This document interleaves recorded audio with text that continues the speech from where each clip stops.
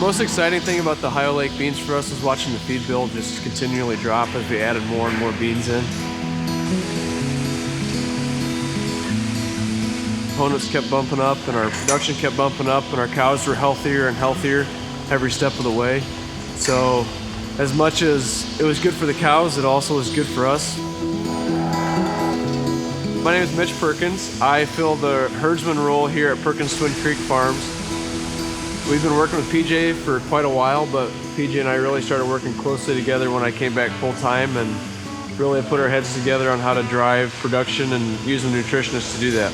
We've changed away from a lot of our purchased feed, so we're feeding all on-farm corn, on-farm beans, on-farm haylage and corn silage, and then we're just getting some mineral in there from the mill, and that's pretty much it.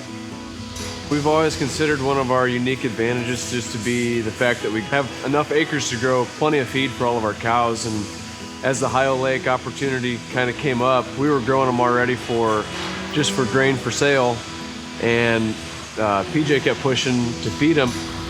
The reason why we feed the beans, especially here, is just the increased performance of the cows. So the stuff that we can measure for the bottom line on income over feed costs. So we get more butter fat, we get more milk, and in turn we see better profits that way.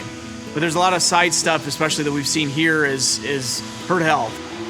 The high-oleic beans pack such a punch in terms of bringing energy to the table for the cows that we avoided a lot of the problems that we struggled with in the past, particularly ketosis, with fresh cows just coming in and milking so much so early.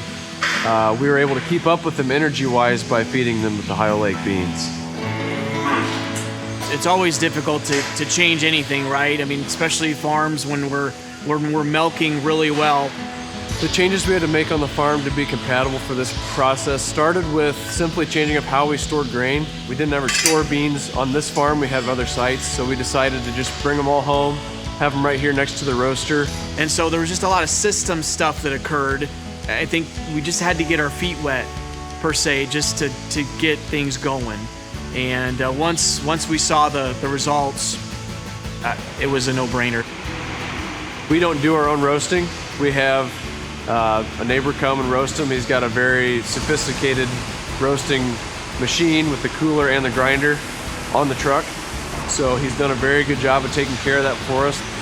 Soybeans were previously a crop that we would sell in the fall, typically to help cover cash rents or whatever payments we had to take care of in the fall. And we thought, how are we going to get away with holding on to the beans for the course of a year and putting them through the diet instead of selling them to the elevator?